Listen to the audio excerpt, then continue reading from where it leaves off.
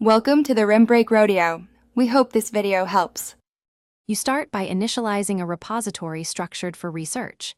Create the repo, add a license and README, and enable Git LFS if you expect large datasets.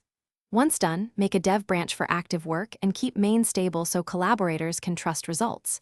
You should also add gitignore and a reproducible environment file like environment, iml or requirements, txd, because package drift destroys reproducibility. This makes rerunning analyzes months later practical and you next organize content so experiments are traceable.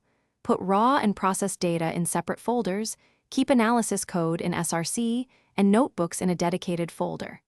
Then add tests and a CI pipeline via GitHub Actions to run tests and builds automatically. This saves time and catches regressions. Make sure environments are pinned to exact versions, use semantic commit messages, and reference issues from pull requests, so each change documents the why and how for reproducibility.